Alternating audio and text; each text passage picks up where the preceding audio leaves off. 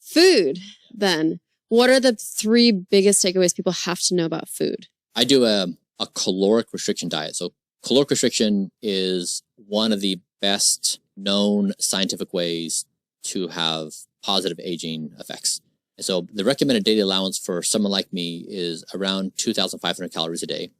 I eat 2,000, so about 500 calories less than. I've been doing this for a while. And so if you basically say the objective here is, how can I be in caloric restriction, 2,000 calories a day? And if I ask every organ in my body what you need to be in its optimal state, what does it ask for? And then how do you confirm that with data? And so currently I have the 2,000 calories in 3 meals. I take over 100 supplements, and then I do an hour of exercise every day. And then we just let the body report out, how are you doing? The expectation is not that people are going through 100 supplements. What I'm trying to show is if you allow the body to speak, and it can report out how fast it's aging, what its biomarkers are, what its phenotypic markers are, and you can just allow it. It's like, hey body, how is this going to treat you? You can get all the answers. And that's what I'm trying to show is in the frontiers of anti-aging science right now, if someone were to follow a perfect protocol, what is possible? And that's what I'm trying to be, is an example of what is possible. So there's a data point. Not that everyone's going to follow this to the exact T, but the advice is eating less would be great.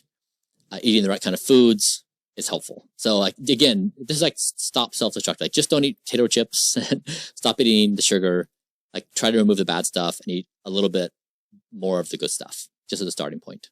Okay, so avocados, yes or no? Yes. Blueberries? Yes.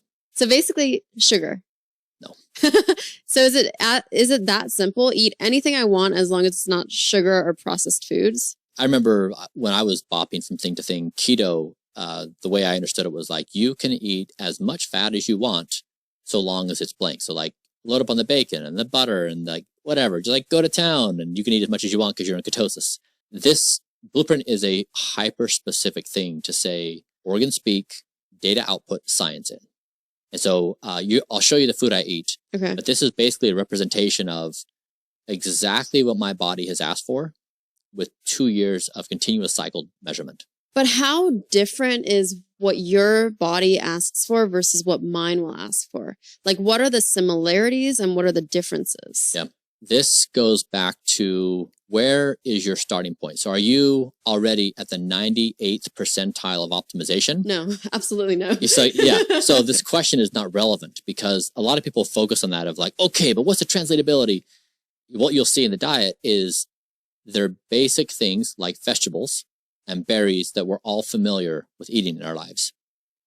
And so when you're at the level of you're just trying to tame the worst self-destructive behaviors, just start with the most basic stuff, and then you can work your way up. And then if we get into that granular discussion of like, what about that supplement for you versus me and how we're going to respond? Sure.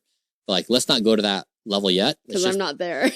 Just the You're looking at me and you're realizing I'm just not the there. basics. Yeah. This is the thing with the sleep. And so like, just play at the absolute basics where you're at. Okay. And the basics are things we all truly know. We not follow it, but it's like, be healthy, eat things that come from trees or animals. But this is the funny thing about Blueprint is it's simultaneously, I think, one of the biggest ideas in the entire world right now. Also, the most basic thing we all know. Get good sleep, eat your veggies, don't do self-destructive behaviors. Yeah. It's really, really simple.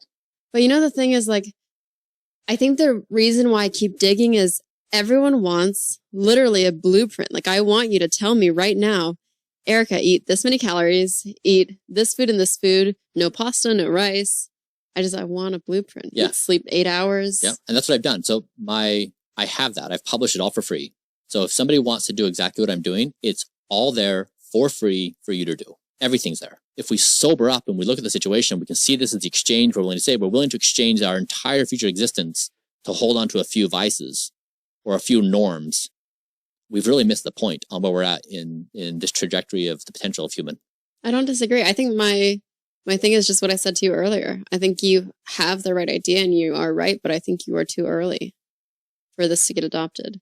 I applaud you for being open-minded. This is an incredibly difficult conversation because it attacks what feels like is you, like the very thing that makes you, and you can't even see this thing acting within. And so you've been very open-minded. You know, whenever I'm stressed because I have these back issues, I get like these nerve pains across. And I can feel like I physically am stressed because this is forcing me to confront this. That's right. That's why I think I get so much hate. Is it pings these systems inside of us. Yeah. And these systems know they're desperate for their vice control. They're addicted. They don't want to be unaddicted. And it hits that and they just vomits out this hate. They'll take any angle they can to try to tear me down because it's so threatening to what their existence is. But it takes a legitimate 2 or 3 hour long conversation to slowly walk through this to get to the point where like, okay, like we're kind of in an interesting situation. We're not in control. We're not in power anymore. This emergent with AI, like this situation has changed. Even the past few months, it's dramatically changed the power structure of the world. It's a different reality. And so it really is, I think, the opportunity for us to get at the heart of the things that cause us the most pain and give us the most opportunity to experience the best possible future. One question, I don't know if you know this, but I was thinking about addiction, right? Like you're addicted to sugar, you're addicted to cocaine, whatever it is that's not all mind, right? Doesn't your body physically get addicted to things which is why when you go cold turkey from any of these drugs or even caffeine, there are physical reactions of sweating or. Yeah. That's all true. If your body knows what is optimal, how does that happen? When I try to make this understandable in like letting the body speak, but your point is valid. When I say let the body speak, if you just take the heart and you measure your heart, so you have an EKG, you blood pressure, arterial plaques, like you do all these different measurements, you can see the data of your heart, then you can look at the medical data and say, what should a 45-year-old heart look like? And then can we make this look and function like a 20-year-old heart? And so what you can do is just take the data, look at the scientific evidence and say, what do we need to do to make this heart function the very best? That's what I talk about in the measurement. And so it's not that you don't have body cravings and reactions of this addiction. You certainly do.